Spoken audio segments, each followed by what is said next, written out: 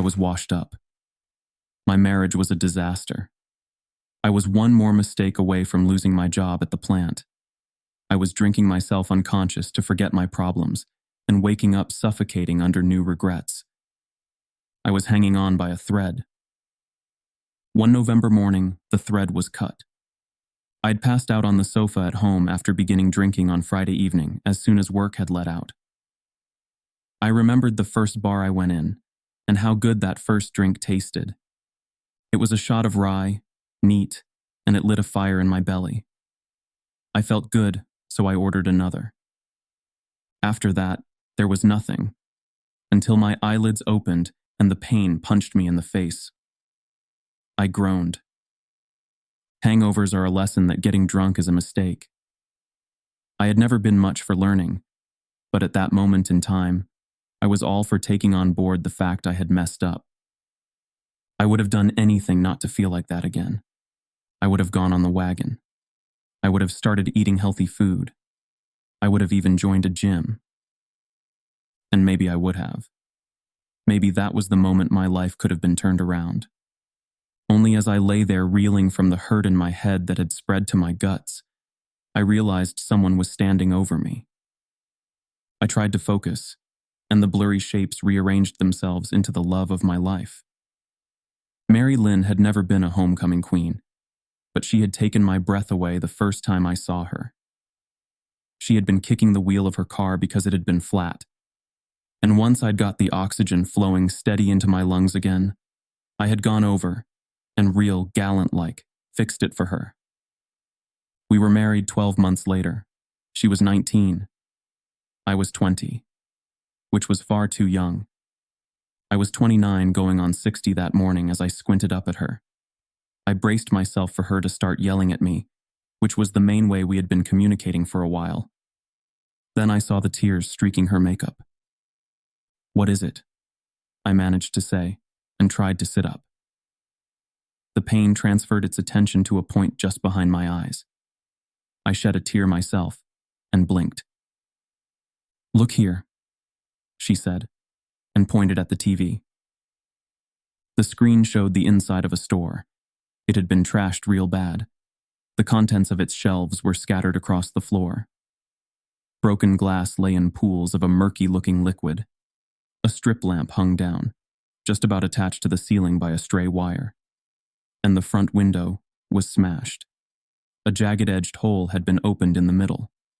Then a newsreader's bland voice told the viewers, "The shocked owner was met by this sight when he went to open up his family business at 5 a.m. this morning. Police would like to speak to this man who was captured on the shop's CCTV." A fuzzy image appeared. A man, unshaven and wild-eyed, standing amid the wreckage. It was me. I looked at Mary Lynn. "I don't remember," I began. She turned away. "Get out," she said, "and don't come back." If I had been stronger, I would have gone to the police station and turned myself in. I would have taken what I deserved for my unacceptable drunken behavior.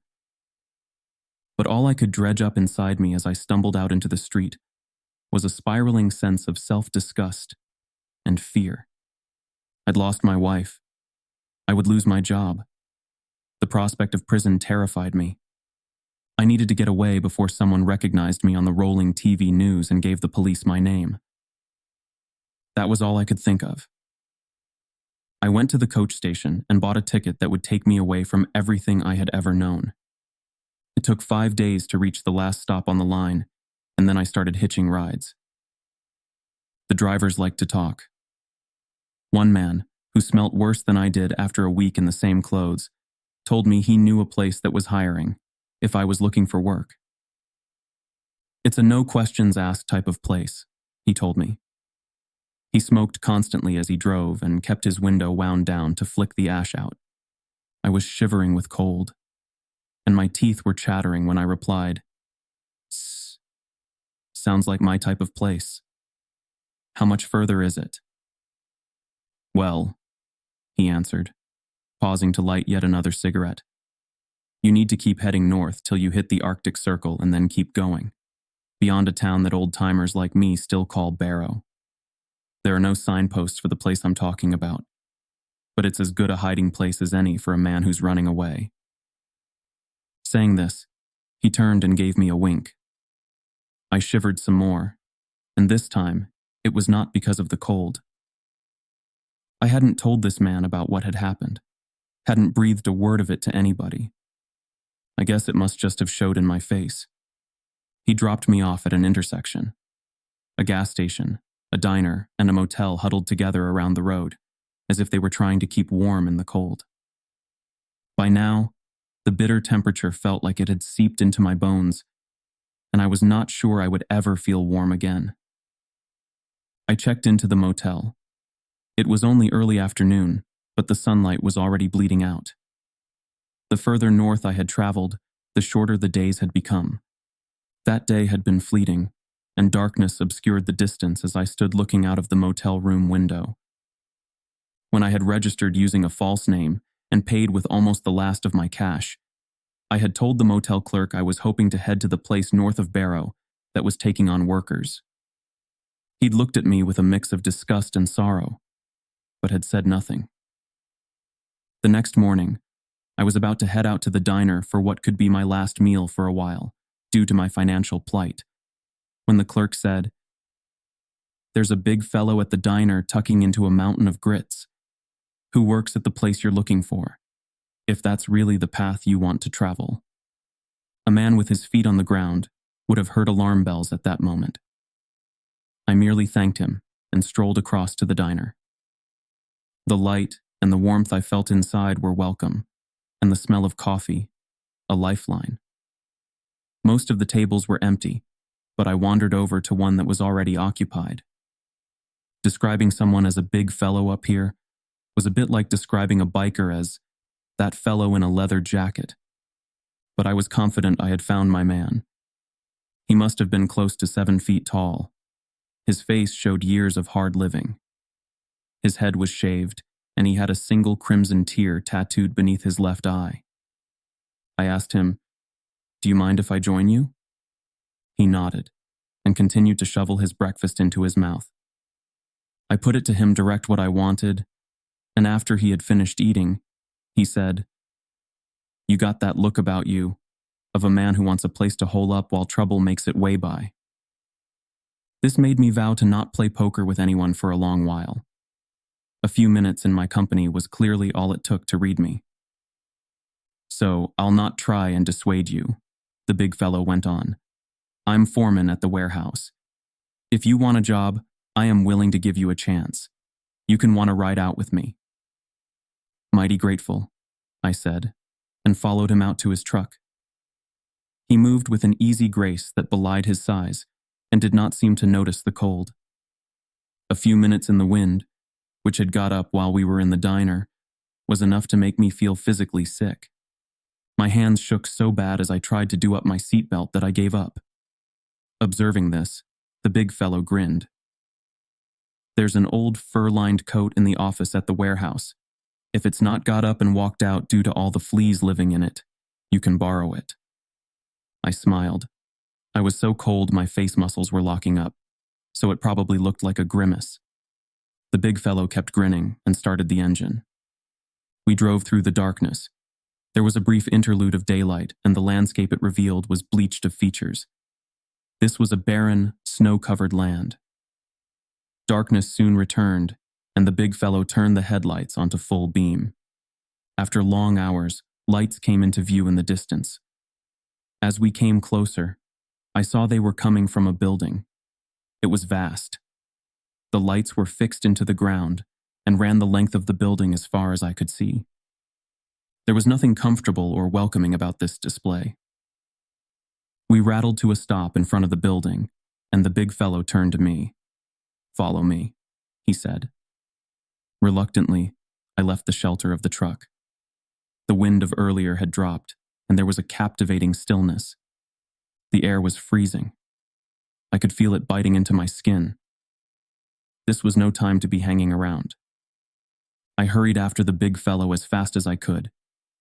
He was punching a combination into a keypad by a door, and I did not want to be left outside. The door opened, and he let me pass, then pulled the door locked behind us. We entered an open, well-lit space that ran around 3/4 of the length of the building, I estimated. Stacks of containers stood here and there. There were no other people around, and as I kept pace with the big fellow, our footsteps were the only sound. At the end of the open space, we reached a partition wall. He punched in another code by another door and stepped through. A series of small rooms lay on either side of a narrow corridor. "That's my office," the big fellow said, pointing at one of the doors. A window opened out onto the corridor, and I could see a desk and chair, folders, books, and drawers. No sign of a laptop or other electronic devices. A whiteboard was covered in writing divided into columns by hand-drawn lines. I was about to ask what exactly it was they did at the warehouse, then remembered what the man who had first told me about this place had said. It's a no-questions-asked type of place. And the big fellow had not asked my name, had not asked for a social security number, anything. I figured I needed to return the favor if I wanted to work there. That did not stop me wondering, of course, and I almost immediately thought there must be something illegal happening. We had reached a small room with a fold-up bed and a couple of bare shelves. "You'll be sleeping here," the big fellow said. "Try and get some rest. You'll be pulling 12-hour shifts, and the first one starts in under 6. I'll leave that coat just outside." With that, he headed off. I lay on the bed and did not think I would get a moment's sleep. My mind was racing about exactly what shady things were taking place. Was I at a distribution hub for hard drugs? Or maybe their stock in trade was illegal weapons? Or chemicals sold in bulk and in no way approved by the FDA? Whatever was going on, the location meant there would be no prying eyes. It felt to me, though, as if the warehouse was locked up for the winter. Come spring, the network would reopen.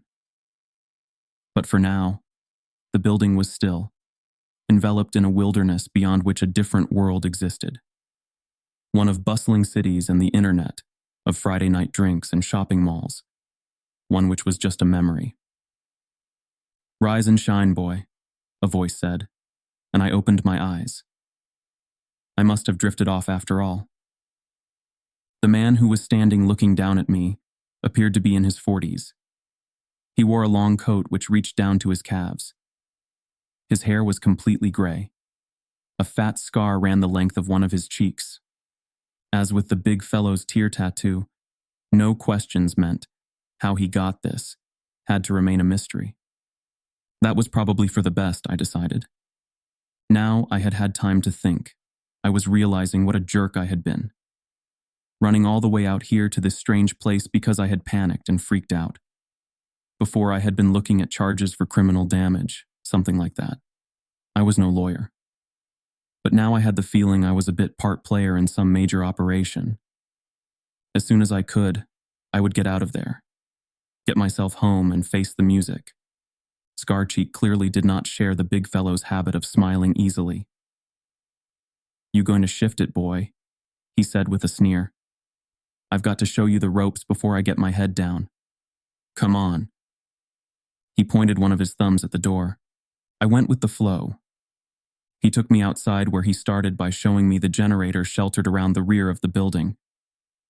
"This beast is more important than your mama," he told me. "It's connected to a control panel inside where we set the levels for the exterior and the internal lights. And without it, we got no light." "Apart from in the hours of daylight," I chipped in. He looked at me like I was a complete idiot. "Boy," he said, "we are in the polar night now. The sun has set for the last time for 2 months, and it will be dark 24 hours a day for the next 67 days. I wrapped my arms around myself. I was mighty thankful for the coat the big fellow had left for me. It was worn and filthy, but it was fur-lined, and had taken the edge of the cold when I had first stepped outside. As I took on board what Scarcheek had said, the comfort offered by the coat seemed to fall away. There was no way I could handle 2 months of darkness, apparently oblivious to my growing misery, but more likely simply not caring. Scarcheek began to list a daily routine of maintenance checks I would have to do. Then he said, "And when the road can be used again, we—" "What?" I spluttered. Again, he gave me the "what kind of fool are you" look and said, "We're going nowhere until the sun rises again in January." He carried on giving me my instructions, but I was no longer listening, and by the time he left me to begin my shift, my mood was as bleak as my surroundings, and I worked through my checklist without paying much attention to what I was doing. One of my tasks was to do a manual check of all the exterior lights. I stepped outside to be met by the glare of the lights. They showed the face of the building in all its grimness, and reached out for dozens of feet across the empty, snow-covered ground, illuminating nothing. I began to trudge around the building. I started off by trying to walk with the wind at my back, but soon abandoned that. The way the wind swirled meant my face kept being exposed. No which way I turned. It was cruel. After what felt like an age of this punishment, I had almost completed my circuit of the building and was getting up the courage to take a hand out of my coat pocket to enter the door security code, when I thought I noticed a movement in the distance. Was there something out there, skirting the edges of the lights? Yes. I caught sight of a silhouette, a shape moving rapidly on all fours. It must, I guessed, have been a wolf. Or maybe a bear. I had no idea what kind of creatures lived in this bleak and freezing wilderness. Mean ones, I decided, and not ones I wanted a close encounter with. I turned to the keypad and hurriedly punched the code in. Back inside, I was working through the rest of the list when the big fellow walked up. I noticed he had a holster on his belt and wondered why anyone would be carrying out here. Once more, though, no questions won the day. He smiled at me and said, "Glad to see you doing such a great job." "Sure," I said morosely, "though I wish you'd told me I would be stuck here for months." He smiled. "You will make a good wage while you're here," he said, "and with no channels to communicate with the outside world, there will be no one hassling us. I would have thought that suited you just fine." "Yeah," I replied. "We're living the dream, the three of us, and whatever it was I saw outside." The smile stayed on his face, but there was a harder edge to his expression when he said, "They're a creature that's particular to these parts. I've only ever seen them from a way off, but even so, I would say they are ugly SOBs. They hide from the light and embrace the darkness. Now there is no natural light. Because of the polar night, they roam freely through the wilderness." I was really not liking the sound of this, so much so that I ditched the no questions approach. "Are they dangerous?" I asked. "Not as dangerous as one of these," the big fellow said and patted his holster. "And now the polar night is set in. You should be properly equipped. Come with me and I'll get you kitted out." "Thank you," I said quietly, uncertainly. A while later, my shift over, I trudged back to my sleeping quarters. I passed Scarcheek, who was just beginning his shift. "You should have warned me about the creatures," I muttered. A sneer drifted onto his face before he told me, "They won't come near you while the lights are on. And if there's a problem now, well, you can just draw and aim. They are critters, and we are men. We are the alphas.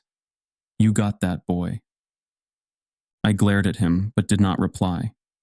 He laughed to himself and added, "Now, me and my best friends are going to check on the generator." Like a desperado in an old cowboy movie, he swept back the sides of his long coat, and I saw the pair of holsters attached to his belt. Then he carried on his way. I was frustrated with the big fellow, and I was really starting to loathe Scarcheek. And I was only one day into the polar night. I managed an hour's sleep in total, and felt like a total wreck as I started my second shift. I began by checking the exterior lights. Each glowed reassuringly as I walked past them, till I reached the last one, which was flickering. I tried to think back to what Scarcheek had told me I should do if this happened, and drew a blank. He must have run over this while I was feeling sorry for myself and not listening. I tapped the perspex casing of the light with my knuckle and told it not to disrespect me. "I'm the alpha boy," I said. Somehow, my tapping had done the trick, and the light went back to emitting a steady beam. Laughing at how low I had sunk, I decided to go and find the big fellow and tell him what had happened. Maybe there was a problem which needed a proper fix. I made my way to the door and was just about to enter the security code to open it when the faulty light flickered once again, then went out completely.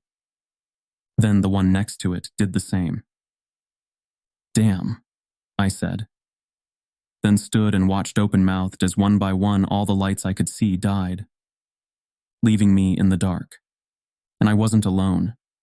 There was something moving out there. One of the creatures. I was sure of it. Unless it was my imagination. I told myself to focus. All I needed to do was enter the security code. Then I could head inside, find the big fellow and Scarcheek, and one of them would know what to do. Only I couldn't see past the tip of my nose. I would need to do this by touch. Not a problem, I assured myself, and pressed what I thought were the right keys. Nothing happened. I swore under my breath, turned around. I'd heard a new sound. Snow crunching underfoot. Underpaw, I corrected myself, which really did not help. I returned my attention to the keypad. I was shivering badly now as well as operating blind. I pressed again. There were 5 numbers, and then the hash key. Wrong again. I cursed. Hellfire. Tried to enter the code a 3rd time. The sounds behind me were getting louder. There was no denying it. No blaming it on the wind or my imagination. There was something moving in the darkness, and it was heading my way. I placed my fingertips on the keys. They were cold metal. So cold, it felt like they were burning my skin. I ran my finger along the keys, ignoring the pain, and counting out where I was, and one by one pressed the numbers, ending with the hash key. There was a click. I turned the handle, and the door opened. I exhaled, stepped inside, smiled. The lights were still on in here. I began to run, began to shout. "The lights have gone off outside." The big fellow was the first to appear. "Slow down," he said. "What are you saying about the lights?" Flickered. I gasped. Went out. Then back on. Then nothing. All dark. I hadn't seen Scarcheek come out of his sleeping quarters, but there he was. "What have you done, boy? You idiot," he snapped. "Nothing," I protested. "They just went off, one by one."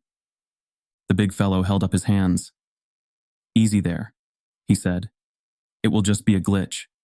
Some problem in the system which can be easily fixed." I nodded.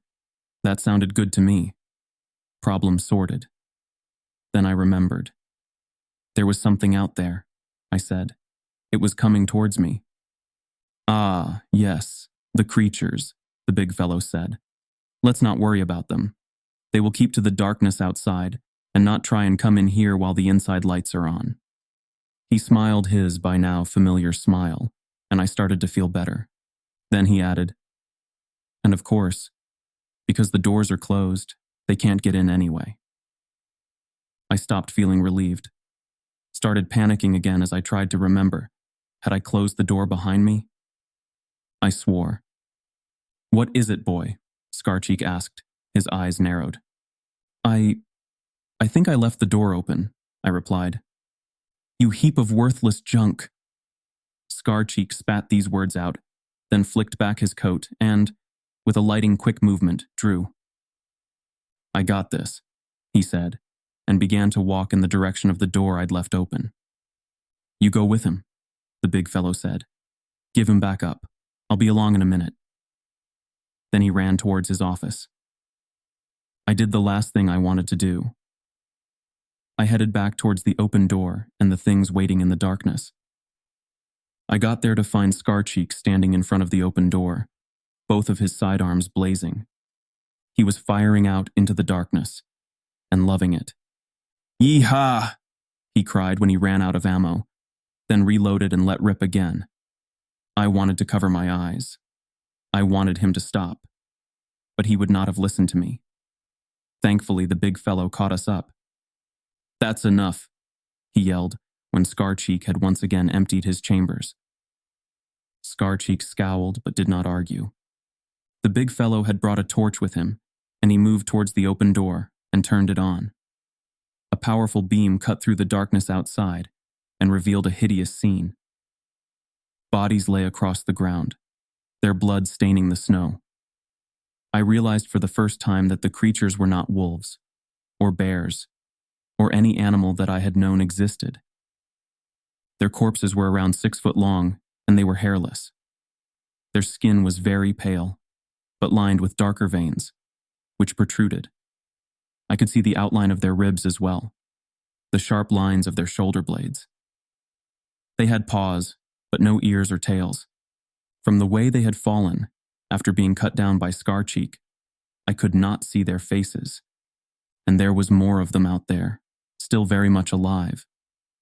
I could make out dark, restless shapes, keeping just out of reach of the torch beam. "You killed them," I whispered, horrified. "I sure did, boy," Scarcheek replied.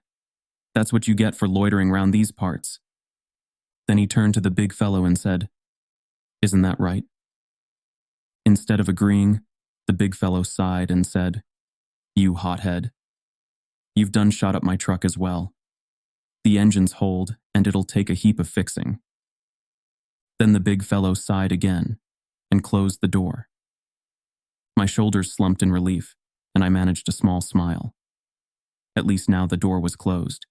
There was no way for the creatures to get in, even if the inside lights failed as well. "Let's go see what the problem is," the big fellow said, and I was happy to follow him. The control panel was on a wall at the far side of the main open space, just before the partitions began. Dozens of switches and dials were set into it. The big fellow studied it, then frowned. "It's a connection issue," he said. "Most likely, a cable has come loose." I jumped in with a question laced with hope. "But we can fix it." "We sure can," he answered. "Once the connection is back, all you need to do to make the lights come back on is flip this here switch." He placed a hand on a red lever in the center of the panel. "It is real simple." "Great," I said. "So, where's the loose cable?" "Outside," he replied. My guts tightened, and all of a sudden my mouth was so dry I could not swallow. When I said, "What?" the word came out so quietly I doubt either of them heard. They were already busy anyway. Scarcheek was reloading, and the big fellow was bringing out 2 more of the torches and holding them out. I wanted to protest, to say, "There is no way I am going out there." But instead, I meekly took one of the torches from him. Once again, I must have been broadcasting my feelings. The big fellow looked down at me, looked me in the eye, and said, "Has anyone ever told you, you have a negative attitude?" Scarcheek chuckled at this. I had no reply, and trailed after them as they headed back to the door that had been safely closed 15 minutes before. It opened silently, and holding their torches in front of them, they stepped out. I followed. The first thing I did was almost fall over one of the corpses. I steadied myself. "Move in circles as you walk, pointing your torch forwards," the big fellow told me. "That way the creatures will keep their distance." "Uh-huh," I replied, and span slowly round in a circle. The beam of my torch picked out yet more of the creatures as they flinched and moved back, too quickly for me to see more than a pale limb. I kept circling and moved forwards as I did so. The light continued to keep them at bay. The mouth of one was momentarily illuminated for a second, and I glimpsed bared teeth. Then it slipped back into the cover of darkness. Our progress was slow, tortuously so to me, but eventually we reached the cluster of cables and equipment, at the heart of which sat the generator. "You two give me cover," the big fellow said, And, as Scarcheek and I created crisscrossing barriers of light, he got to work. After 10 minutes or so, he grunted. "I think that's fixed it," he said. "Now let's get back inside." We retreated back towards the door. "Not far now," I said. And then I stumbled. Fell. I landed on the corpse I had tripped over. My torch hit the ground, the beam pointing impotently upwards. The beams of the others' torches hit me in the eye. They'd seen what had happened, and both cursed me. "I'm sorry," I said. "I'm sorry." The corpse was still warm, its skin hard where my hands touched it, as I struggled to push myself upwards, until I felt something tug at my leg. Then a shot rang out, close and loud. I flinched, but managed to grab hold of my torch and swing it towards my leg, where I saw the body of a creature. The top of its skull had been split open, and it wore a mask of blood. It twitched, then fell still. I felt something pulling at my collar, looked up. It was the big fellow, and he was hauling me to my feet with one hand. In his other, he held the weapon he had used to dispatch the creature before it had bitten me. Next to him, Scarcheek was moving his torch rapidly in a circle encompassing the three of us. A solid wall of shadowy figures encircled us. Held back only by the light, I knew.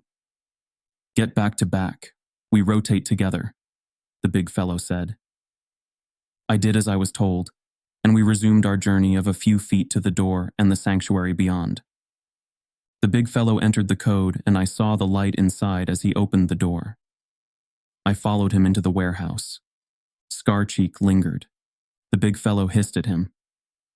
"What are you doing?" "One more for luck," he said, and drew.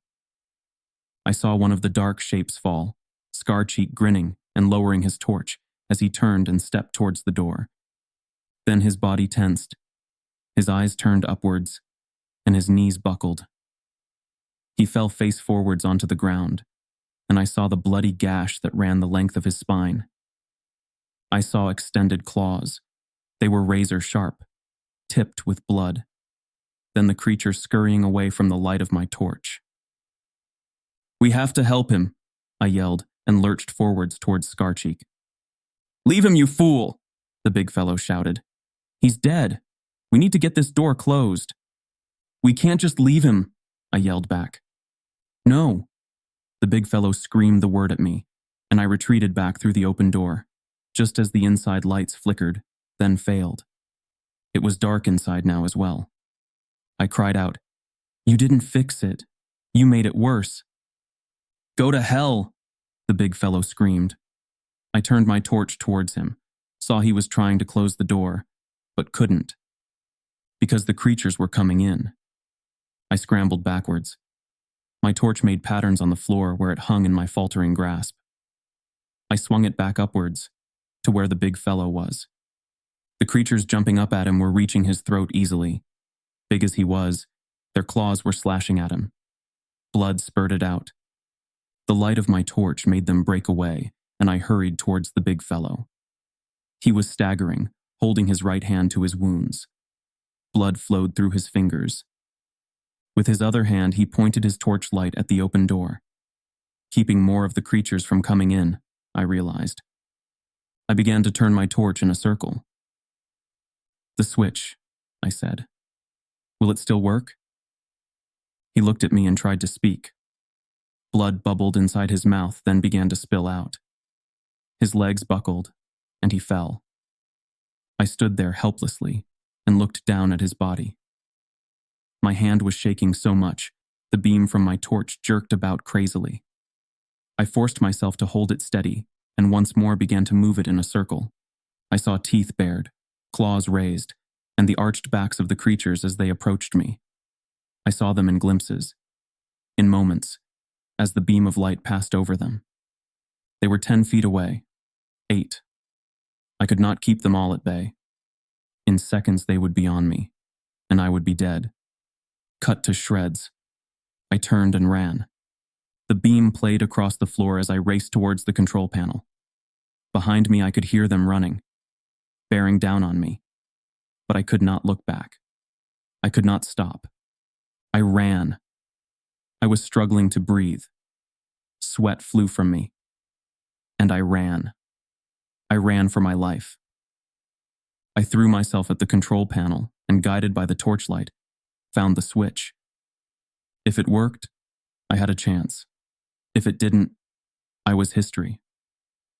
These thoughts raced as I grasped the switch and pulled it down. The lights flickered, then burst into life. I turned to look back at the creatures. They were everywhere. Hundreds of them, crouched on all fours throughout the warehouse. Their eyes were red and, I realized, helplessly exposed to the glaring light, as they had no eyelids. Their snouts were long and as pale as the rest of their abhorrent bodies, and everywhere their veins stood raised. In the ones nearest me, I swear I could see the blood pulsing in them. They bared their teeth, reared up, but they were raging now at an enemy they could not overcome, the light. And they rushed from the warehouse, scrambling over each other to get out. I waited till the last one had gone, then made my way back to the open door and stepped outside.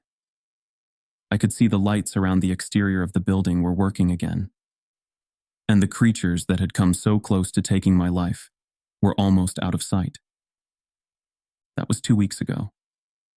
It is December the 2nd, and I walk through the deserted warehouse, the light illuminating my every step, and all I have left to do is think. The polar night ends on January 23rd. The sun will rise. There are still 51 days to go till then. Outside, the darkness waits.